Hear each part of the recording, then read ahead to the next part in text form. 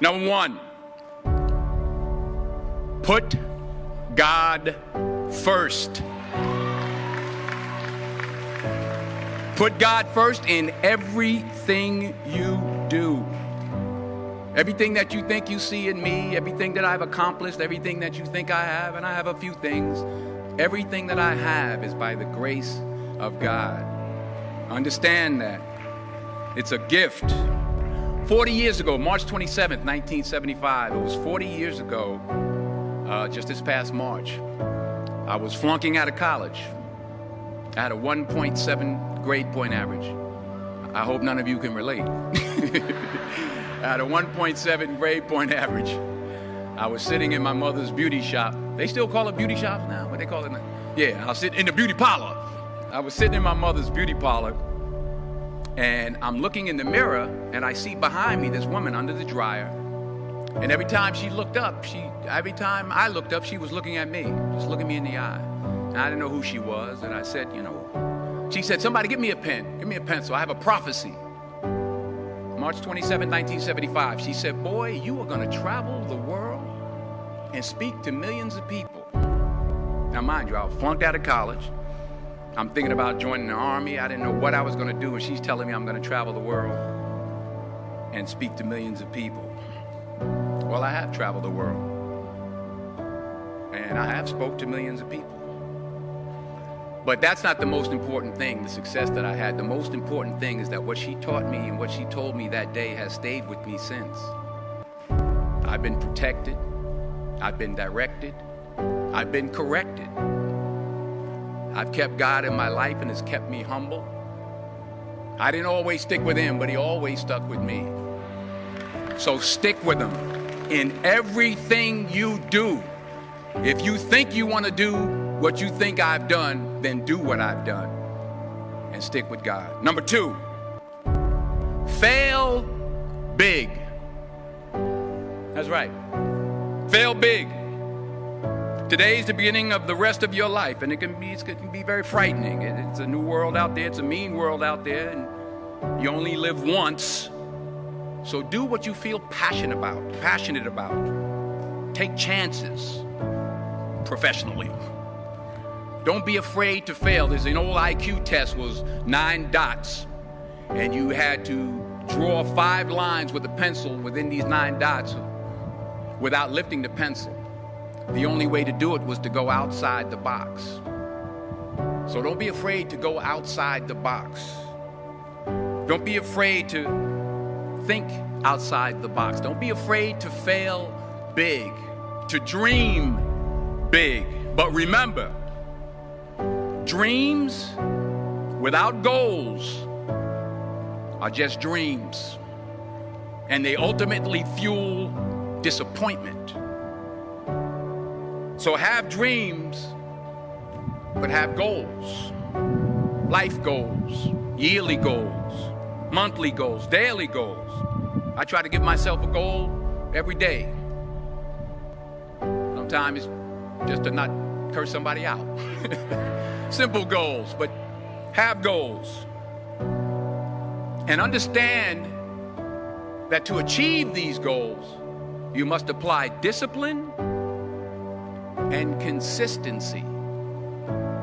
In order to achieve your goals, you must apply discipline, which you have already done, and consistency every day, not just on Tuesday and miss a few days. You have to work at it every day. You have to plan every day. You've heard the saying, we don't plan to fail, we fail to plan. Hard work works. Working really hard is what successful people do. And in this text, tweet, twerk world that you've grown up in, remember, just because you're doing a lot more doesn't mean you're getting a lot more done. Remember that. Just because you're doing a lot more doesn't mean you're getting a lot more done. Don't confuse movement with progress.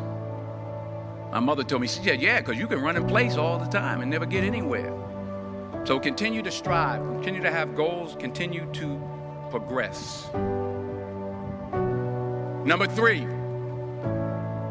you'll never see a U-Haul behind a hearse. I'll say it again. You'll never see a U-Haul behind a hearse. I don't care how much money you make, you can't take it with you. And it's not how much you have. It's what you do with what you have.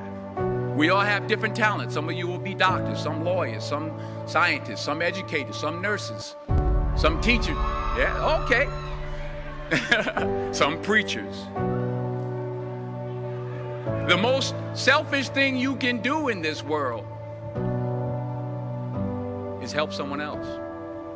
Why is it selfish? Because the gratification, the goodness that comes to you, the good feeling that I get from helping others, nothing's better than that.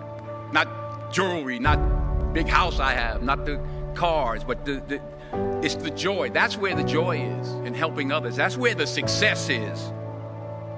Finally, I pray that you put your slippers way under the bed tonight, so that when you wake up in the morning, you have to get on your knees to reach them. And while you're down there, say thank you for grace.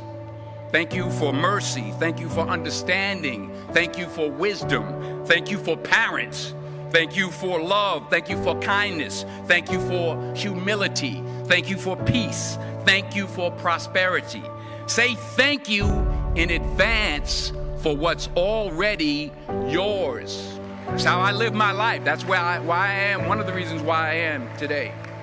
Say thank you in advance for what is already yours. True desire in the heart for anything good is God's proof to you, sent beforehand to indicate that it's yours already. I'll say it again. True desire in the heart, that itch that you have, whatever it is you want to do, that thing that you want to do to help others and to grow and to make money, that desire, that itch, that's God's proof to you, sent beforehand already to indicate that it's yours. And anything you want good, you can have. So claim it. Work hard to get it. When you get it, reach back. Pull someone else up. Each one, teach one. Don't just aspire to make a living. Aspire to make a difference.